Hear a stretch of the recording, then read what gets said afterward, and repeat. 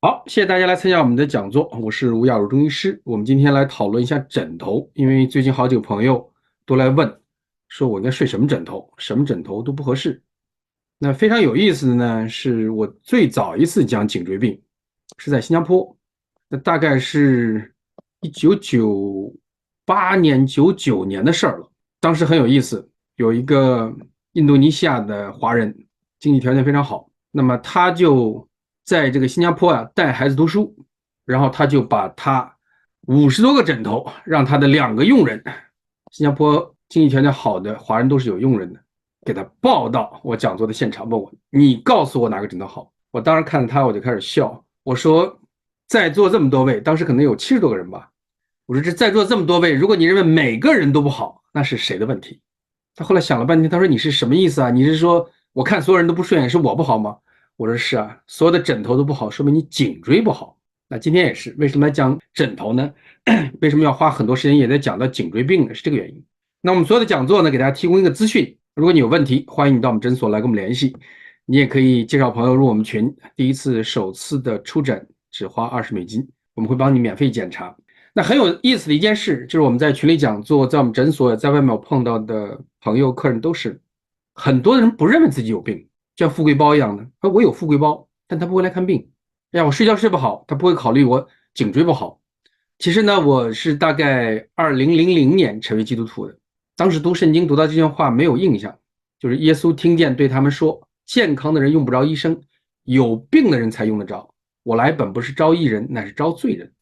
10多年之后我才反应过来，因为做基督徒越久越发现自己真的是个罪人，就是这辈子做人总是也做不好，不是说用神的标准，用人的标准做不到。但是我发现有很多的病人或者客人，他来不来看病是取决于他认为他健康不健康。有的人要中风了，血压很高；有的人心脏病，我觉得一摸脉，哎，可能要 heart attack，心脏病要发作了，冠心病会发作，他不来看病。他说我就是心慌，天气热的缘故。后来我就是血压高一点，脸红点，没有什么不舒服。也有的人膝关节要置换了，他说：“哎呀，我这个就是 degeneration，就是老化了，年纪大都这样。”但也有的客人来了，60岁治到像40岁。所以后来我一直在想个问题，我后来想明白了，像教会呀，我不知道大家对教会的人有印象吗？就教会的人可能比外面的人更诚实一点，更善良一点。一个有信仰的人，相对来讲，不论信什么宗教，只要他真的信，他做人不会太偏的。因为中国人讲叫头顶三尺有神明，只要你信有神，怎么信这个神是另一件事，信的对不对，怎么方式去信是另一件事。但信神的人一定是害怕审判和因果的。那在健康上有很多人是根本不怕的。所以有很多糖尿病的病人跟他讲，你觉得什么都没有，但你生活中一定有迹象告诉你身体不对了。像婚姻一样，离婚也是的，不是哪一天突然两个人结婚爱的不得了，先生或太太抽风说我们俩离婚吧，一定有迹象，但你不认为它是问题，所以我才反应过来，到教会的人真的比教会之外的更有罪吗？主耶稣按信基督的人讲，这都神了，这是神当面站在你跟前，你也不会信神的，因为你不需要嘛，你不认为有需要。所以主耶稣其实是说，如果你认为你是个义人，你认为你做的都对，就不用信我了，因为您过得很好。中医也是如此，如果你认为你已经很健康了啊，不需要来看医生。我现在看病的一个态度就是，大家有缘我就好好看，但我不去找客人，我也不去吓唬你，也不去强迫你，弄得好像跟生意人一样。因为医术如何，大家其实都知道，只是你愿不愿意花时间花钱去纠正你的身体。那很多时候，一个人对自己的健康，就你觉得你健康值多少，愿意付出多少时间、多少钱。有的人钱不是问题，没时间；有的人时间不是问题，觉得这个东西太贵。那这些都不是别人可以解决的问题，就像你去不去教会一样，那是你的事儿。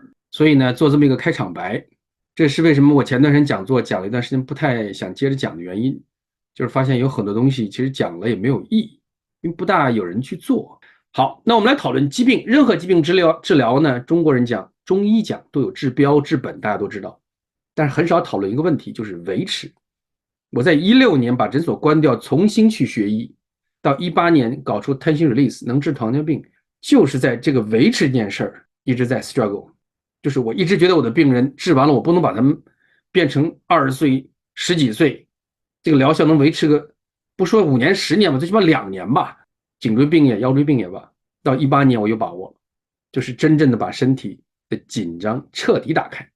那我们今天讨论枕头的时候呢，首先要提到的肯定是颈椎病，因为颈椎病的人几乎睡什么枕头都不好，他不用睡枕头，自己待着就不舒服。那这个呢，在湾区太常见了。讨论一个问题，颈椎病到底是骨头还是神经出问题？这3个都是 X 光片，它可以是同一个人呢。最右边是年轻的时候，大学刚毕业，去一个大厂工作，颈椎就是这样。做个10年就中间这个了，就变直了。你做个20年可能就 senior engineer 了，就像左边这个了。这脖子是反过来弓的了，它的弧度不是朝后了，是朝前了。那这个是什么决定的？我们 X 光上是看不出来的。但是呢，一定要问一个问题：你的脖子变成这个姿势到底为什么？所以我在湾区曾经有一次讲颈椎病讲座爆满，本来200多人的场地坐了300人，后来又加了一场，前后来了500多人。那当时讲颈椎的时候，我就说大家谁觉得脖子不舒服上来，哇，一上来上70多个人，你看的姿势差不多就把问题看完了。怎么看呢？其实呢，我那时候说那话很多人不喜欢，觉得很难听，那只是一个形象的描述。一个叫鸡脖子，就是脖子在你的肩膀之前，大家看过这个鸡走路，它的头都在前面的，叫鸡脖子，但它是直的。第二个叫乌龟背，什么意思呢？就是有个富贵包，脖子往前伸，再把背一驼，是不是像乌龟那个背一样的？它也是为了描述个形象，没有贬义的意思啊。第3个大家都知道叫富贵包，就是大椎穴这儿有个包。那有的人是歪头，往那一站的时候，尤其女孩子长发飘飘，很迷人，歪头，头是歪的。也有些女的呢，美女，但是左右脸不一样大，脸型不一样，其实颈椎出问题了，尤其是第2颈椎。还有的人就是高低肩，一站那一个肩高一个肩低，都是颈椎出问题了。所以像这种呢，其实有在湾区啊，你走路看就能看出来。那回过头来看呢，我们所有的颈椎整个脊柱都是，它这个骨头一节一节就是个奇形怪状的积木，它是摞在一起的，但没有一个关节是咬合在一起说卡住的，没有。那这骨头变成那个姿势谁决定的？骨头是不能动的，它其实是肌肉决定的，是这些肌肉把它拉歪了，旁边的韧带把它拉歪了。那这个呢，就是我2000年亲自去做的解剖，30多岁的一个男的，我们很幸运，就刚死了几天，从头到脚，从皮到骨，整个打开看。那这个呢是尸体标本，大家可以看到里面这个小神经、肌肉，脖子上尤其有很多小神经，肌肉一紧卡到神经了，脖子就疼了。那一般我们理解肌肉是这样的，其实不是，肌肉打开里面有很多的小神经，所以脖子疼的时候是肌肉把神经压紧了，神经受刺激了，同时肌肉让这个颈椎固定在了一个错误的姿势上。所以你想知道你有没有颈椎病，最简单就是抬头、低头、转头、侧头、抬肩，这个动作很慢的做，去体会它。有没有疼啊？有没有觉得往左转头，这个好像有点拉住啊？或者两侧感觉不一样，一边很容易，一边不容易啊？你有这样的感觉的时候，颈椎病已经开始了。那也有的人呢说，我不光脖子疼，我肩膀也疼，那是因为脖子到肩膀的肌肉是连贯的，肌肉不是一个点，它是一长条的。所以最常见的肩膀疼就是你拿你的右手搭在你的左肩，这么往后搭，那个肩胛骨那个角上叫肩胛提肌，这个地方只要用电脑的人几乎都疼。为什么？不论你刷牙也罢，打电脑也罢，一般人都是抬着肩的，这个肌肉从来没松过。那像这些呢，跟我们平常工作的姿势有关。就像这样，你在咖啡馆经常看到年轻人用电脑这个姿势，那它是让这个脖子像吊车一样，头是悬在脊柱上的，它不是做垂直的。那这种姿势也是含胸驼背，下巴往前伸。那这个姿势呢就是这样的，它在颈椎的最上端其实是非常受力的。那也可以加一个电话一聊天这样，或者我们家里的孩子小孩趴在床上用电脑、用手机、用 iPad， 或者工程师很多站着，就是这种趴着姿势打电脑。也有的女的姿势很优雅，翘着二郎腿打电脑。那小孩盘着腿坐，这样的姿势都对颈椎不好。那这个是个非常极端的了。那其实呢有一个问题，不光是你用电脑平常用的姿势，还有一个就是你用了一天电脑8小时了，你回到家里用手机也罢，怎么样也罢，又是一个 big minus， 就是又在对颈椎造成伤害。最后颈椎终于有机会休息了，睡觉了。我不知道大家去看过自己睡觉的姿势吗？你认为哪个姿势对你的颈椎好？如果你不知道，那第二件事，哪一个姿势你需要用什么样的枕头，你知道吗？因为你侧着躺，你趴着睡，你面朝天睡，你需要的枕头是不一样的。甚至有的夫妻是搂着睡的，就是一个胳膊给着太太枕着，太太才能入睡。我曾经就治过这样一个先生，这胳膊不好治，为什么呢？因为太太老喜欢枕他胳膊睡，他一晚上不翻身的。那你说，哎，吴医师，我的颈椎严重吗？其实非常简单的一个标准，就是如果你的颈椎有疼痛，脖子疼，你颈椎的功能已经丧失50%了。你说我脖子僵硬，哎，用电脑久了会疼，但活动有点受限制，还不到50%。如果你不光颈椎疼，还有手麻呀、肩疼啊、头晕啊、记忆力下降啊、睡眠不好啊、打呼啊，颈椎的问题已经超过50%了。因为人造我们的身体是给了我们相当的备用的。什么意思？叫我们2个肾脏，拿掉一个是可以活的，那另外一个肾脏干什么呢？没事干背着玩吗？它是我们的 reserve， 就是我们的备胎。颈椎也是如此。等你疼的时候，你把你所有的储备已经用完了，你只用剩下的50%。所以不要小看自己的颈椎问题。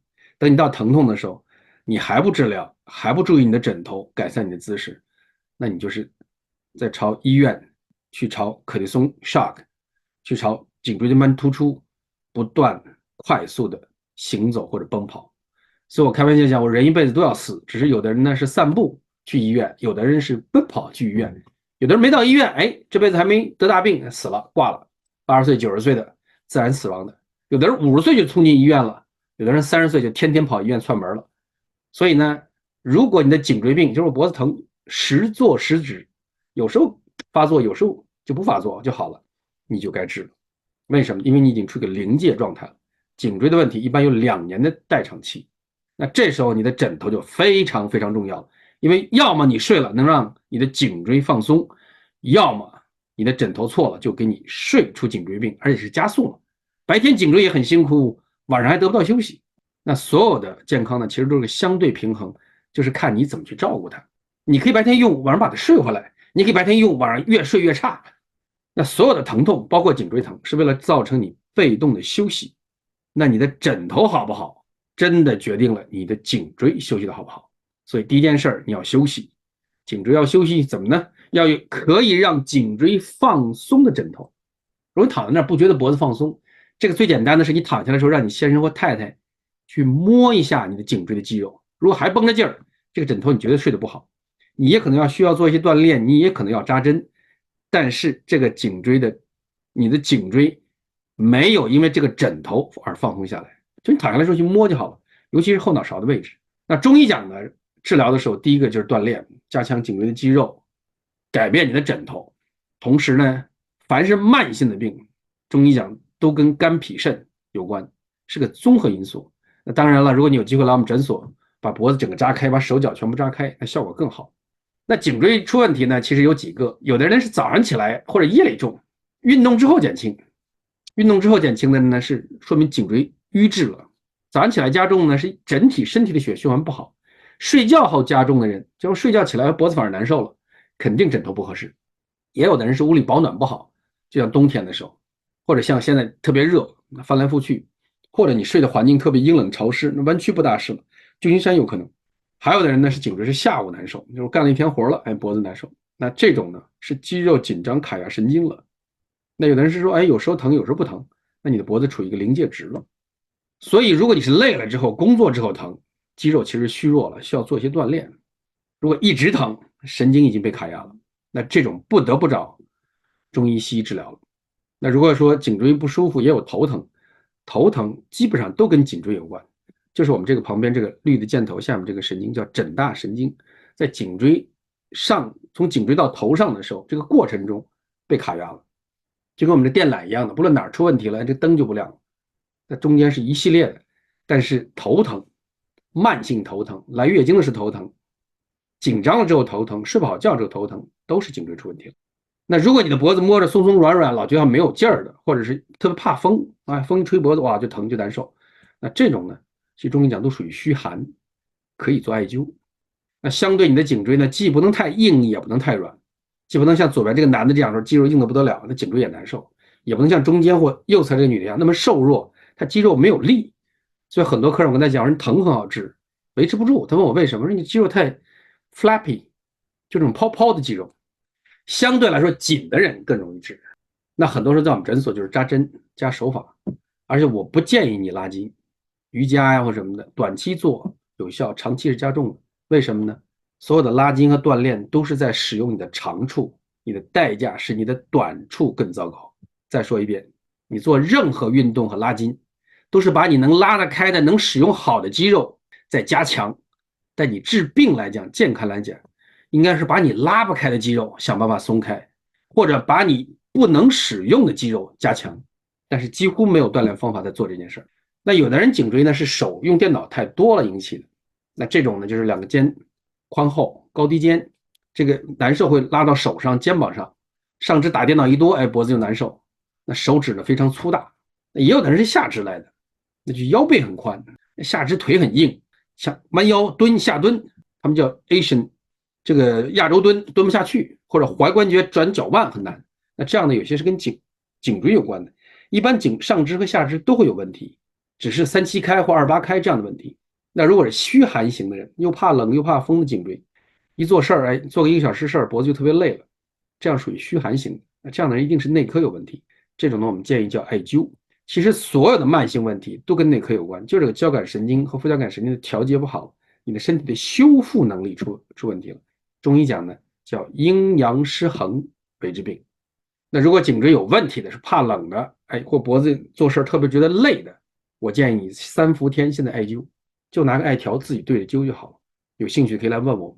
但如果加强体质的话呢，那我建议你是灸肚子、肚脐和关元，现在3伏天是最好的时候。所以呢，不论哪个颈椎病，其实艾灸之后都有效。风寒型的最简单，虚寒型的、气滞血瘀的都可以。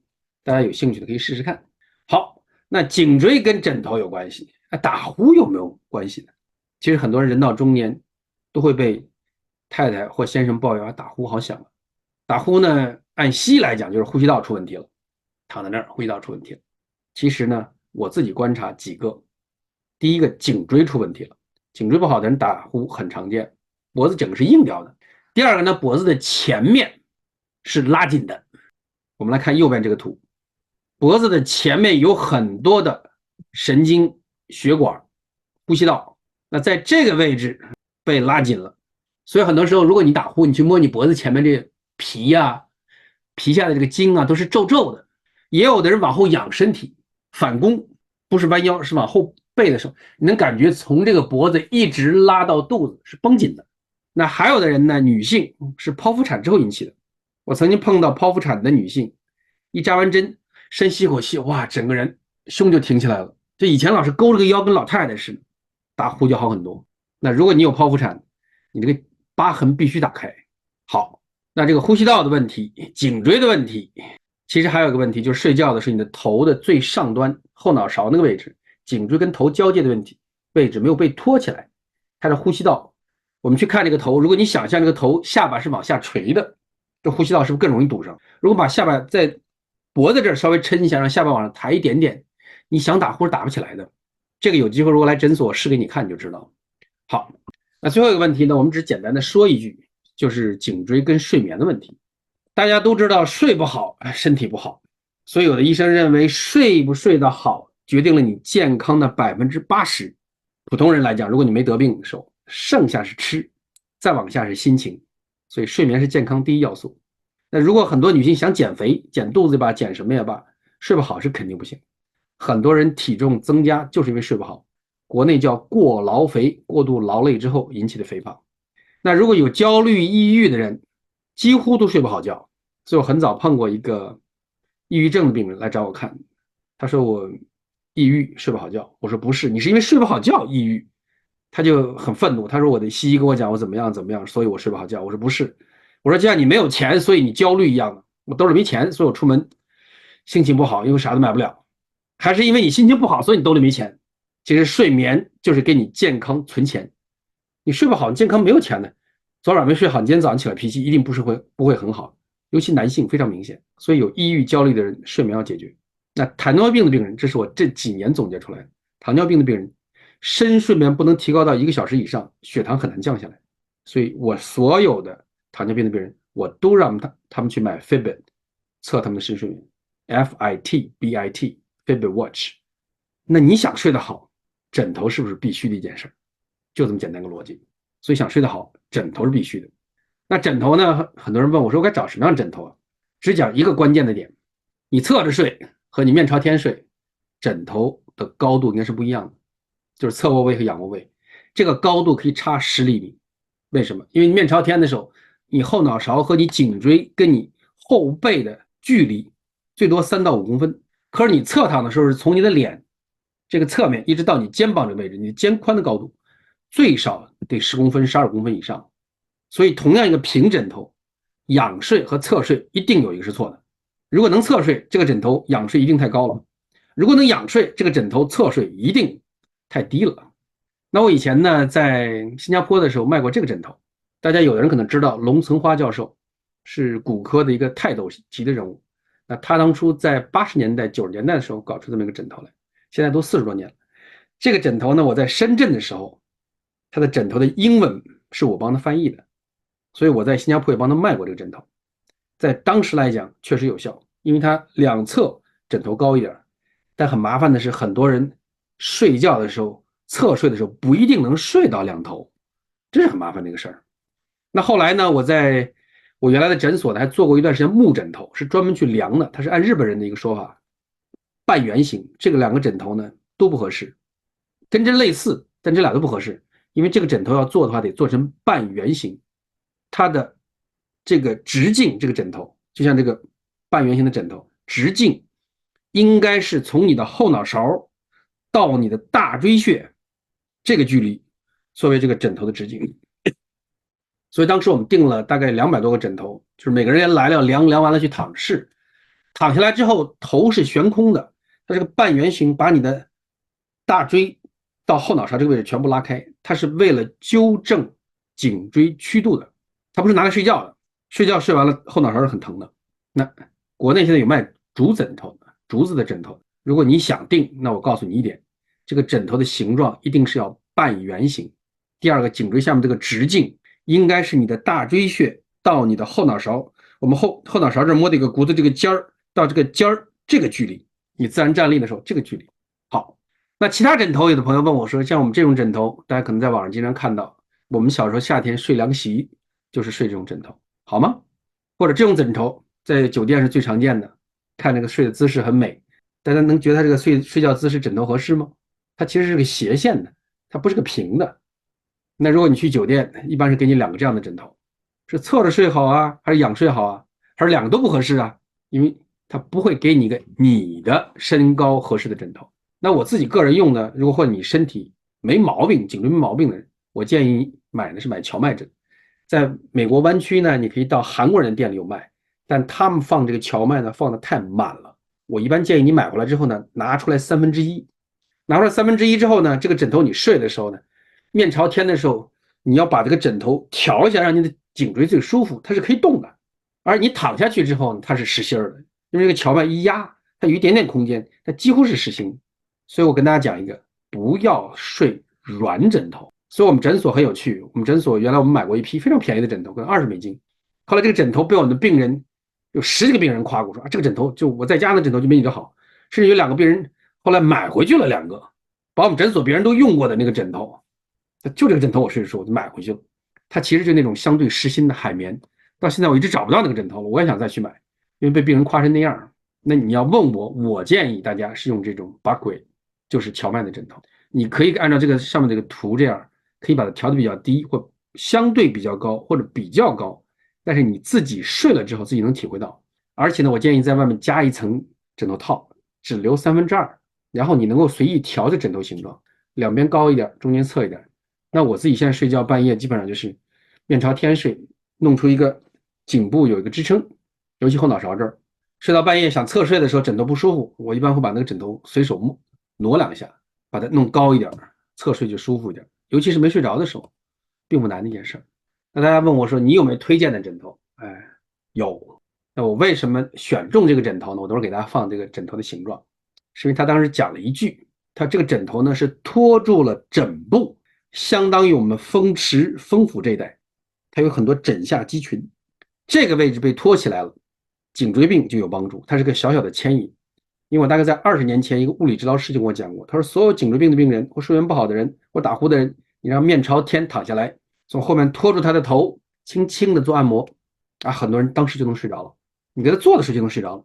所以，如果你家里先生太太，比如说太太睡眠不好，先生又很爱太太，你就让他每天睡觉前面朝天躺下来，把那手伸到他的后脑勺后面，用3个手指两边托住他的风池、风府这一带，你能摸到那个肌肉是有点硬的，不要很用力，很轻柔的，就跟哄小 baby 睡觉轻轻揉几下，1-2分钟就好，时间也不用长，很有帮助。那这个枕头它设计的时候，它是按照这个思路来的。那这个位置一托起来呢，我们说过了，这下巴要提起来，呼吸道就被打开了，打呼很有帮助。第3个，你这样去睡，睡眠会好。那我们让大家看一下这个枕头是什么形状的。好，我来分享一下这个页面，给你们看一下枕头形状啊，这里有个凹槽，就像我们的手托着那个后脑勺，你看这个地方就有个凹槽，看到没有？刚刚像手托着一样的。